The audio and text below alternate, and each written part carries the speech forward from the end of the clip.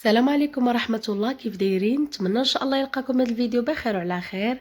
اليوم بغيت نشارك معكم هذه الحلوى السهله سواء في التحضير وكذلك في المقادير، يعني كيكونوا متوفرين وفي اي وقت ممكن نعملوها وكتوجد معنا في وقت وجيز. وكذلك غنشارك معكم السر ديال التعليكه ديال المربى. اول حاجه غادي نشارك معكم هي المقادير. غادي نحتاجو 3 ملاعق ديال الزبده، بيضه واحده، 2 ملاعق ديال الحليب بودره، وكذلك نصف كأس او كأس الى ربع على حسب الذوق ديال السكر بودر، وكأس الى ربع ديال الزيت نباتي، قبيصه ديال الملحه، خماره وحده اللي ما غاديش نحتاجوها كامله، فاني وفلان ديال الموز ممكن تستبدلوه يعني بفلان العادي. غادي ندوزو دابا لطريقه التحضير ان شاء الله اللي غتكون سهله وغتنال الاعجاب ديالكم.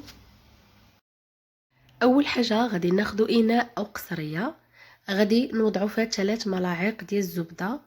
انا استعملت نصف هاد العلبه كتعطيني 3 ملاعق، وكنضيف كأس الا ربع ديال الزيت نباتي، ثم كنضيف سكر بودر. الا ما توفرش عندكم ممكن ديروا سكر سنيده فقط يكونوا الحبيبات رقاقين، ما تكونش سنيده اللي كتكون غليظه، وفاني، بيضه وحده، والحليب بودر 2 ملاعق يكونوا كبار مملوئين، وفلان بنكهة الموز. كنعتذر على الصوت ديالي مروحه شويه، ولكن قلت ضروري نشارك معكم ان شاء الله هاد الحلوه باش تعملوها ان شاء الله العيد وتفرحوا بها وليداتكم وكذلك العائله ديالكم. وكنحاول نقلب على اي حاجه تكون سهله وبسيطه وكذلك المكونات ديالها تكون متوفره. غادي نخلطوا هاد المكونات كاملين حتى كينسجموا مزيان، والزبده كتذوب مع الزيت ومع المكونات الاخرى. من بعد ما كنمزجوا هاد المكونات مزيان غادي نضيفوا الدقيق. بالنسبه للدقيق استعملت 4 الكؤوس ونصف. فالدقيق كيبقى حسب يعني النوعيه ديالو، كاين اللي كيشرب وكاين اللي لا، فما تعملوش الدقيق دفعه واحده، ديروا 2 الكيسان وزيدوا الكاس الثالث والكاس الرابع. ضروري انكم يعني تضيفوا شويه رشه برشه حتى تشوفوا النوعيه ديال الدقيق عندكم واش كتشرب ولا لا. هنايا بالنسبه للخماره الا لاحظتوا ما ضفتش الكميه كامله تاع الخماره، يعني 6 غرام، ضفت فقط رشيشات. يعني الا بغيتوا تعبروا فقط الراس ديال الملعقه صغيره، الراس ديال الملعقه صغيره فقط، يعني باش هاد الحلوه تحافظ على الشكل ديال المرشم باش غادي نعملوها ان شاء الله. غادي نبقى نضيف الدقيق شويه بشويه ما كنعجنوهاش يعني كالعجينه العاديه، فقط كنبقاو غير كنلمو فيها بحال هكا حتى كندخلوا فيها الكميه ديال الدقيق وتبان لينا بان العجينه يعني ولات لينه، ماشي تبقى تلصق في الايد وماشي عاود قاصحه بزاف. من بعد غادي ناخذ المرشم كيف ما كتشوفوا، سواء هذا الشكل او الشكل اللي متوفر عندكم اللي حبيتو. غادي ناخذ شويه من هذا العجين وكنكون يعني الاصبع ديالي كاين في هاد الطبقه التحتانيه كيكون شاد هذاك المرشم باش ما يخرج وباش ما تكونش عندنا الحلوه كبيره بزاف، يعني كل الحجم ديالها متساوي ويكون يعني زوين، ما يكونش كبير عاود وما يكونش غليظ بزاف كيف ما كتشوفوا. بالنسبه للاخوات كاين بعض المرشم اللي كيكون يعني كيلصق بزاف العجين، فممكن تحيدوا هذيك يعني هذيك اللي كتكون لداخل،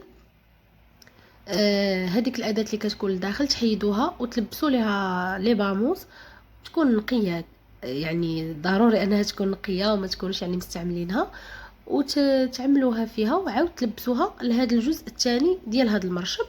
فقط يعني الاخوات اللي عندهم المرشم كيلصق وكيكونوا فيه بزاف ديال الموتيف كيف ما كتشوفوا، حيت يعني هذيك الدخلانيه وعاود لبستها القطعه اللي كتكون برا. كنظن الشرح ديالي واضح. المهم نبقى هكا نعمل فقط هذه للتوضيح الاخوات اللي عندهم المرشم كيشد بزاف العجينه وما كيعطيهمش الشكل اللي كيكون فيني مزيان. غادي تشوفوا معايا بكل سهوله، يعني كنتفاداو اننا نبقاو نعملوا الدقيق والدقيق يبقى في هاد الحلوه، يعني كيبقى الفوق كيجي الشكل ديالها ما زوينش. يعني كيف ما كتشوفوا يعني هاد الحلوى ما غاديش نزينوها كامله بالمربى، فقط هاد الفراغ اللي الوسط. هادشي علاش غادي نحاولوا ان الشكل ديالها يبقى باين، وحتى يعني الشكل ديال المرشم يبقى واضح وما يخسرش من بعد الطهي. كنستمر بهاد الكيفيه، فهي كتخرج ما شاء الله كميه كبيره كتيره يعني ديال تحماره الوجه، وما كتاخدش منكم وقت كتير وما كتاخدش جهد او مكونات كثيرين، بسيطه من يعني من ناحيه المكونات وكذلك من ناحيه التحضير. كنستمر في هذه الكيفيه.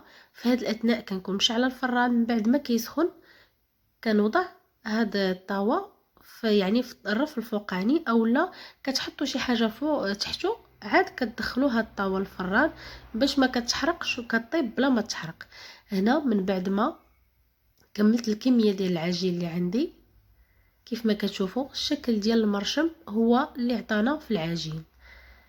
كنتمنى انكم تتبعوا هاد يعني هاد المراحل باش تحصلوا ان شاء الله على هاد النتيجه. كيف ما كتشوفوا من بعد ما كتحمر من التحت كنهبطوها للتحت فقط كتذهب شويه وصافي، وكنخرجوها وكنخليوها حتى كتبرد.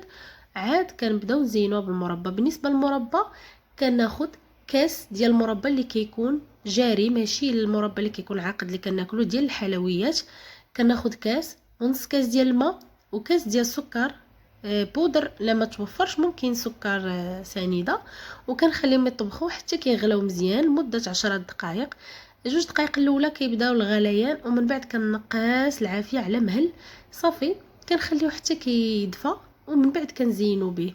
فملي كيبرد كيبقى قابض في هذه الحلوى، يعني ما كيهبط ما كيسيح ما والو، كيبقى شاد الفورمه ديالو. كيف ما كتشوفوا ممكن انكم هاد المربى تضيفوا ليه النكهه ديال الفريز اولا اللي حبيتو. فانا بغيت نخلي هكا بهاد النكهه ديالو، فكيجي اللون رائع. من بعد ما كنخليو برد عاد ممكن اننا نستفهم في بواطات تقريبا 5 دقائق حتى 10 دقائق صافي كيكون بارد. ومن بعد هاد التعليكه ديال هاد المربى الا ما بقاتش كتعطيكم الطوع باش تزينوا بها، ممكن انكم تعاودوا تدفيوها شويه فقط وتزينوا بها يعني كالعاده كيف ما كتشوفوا. وضروري انكم تعملوا هاد المربى اللي كيكون سائل نوعا ما، يعني اللي كنستعملوا فريش بوند هذاك هو اللي تعملوا. هذه هي النتيجه اللي كنحصلوا عليها، وهذه هي النتيجه تاع التعليق. كنتمنى تنال اعجابكم وشكرا بزاف على المشاهده.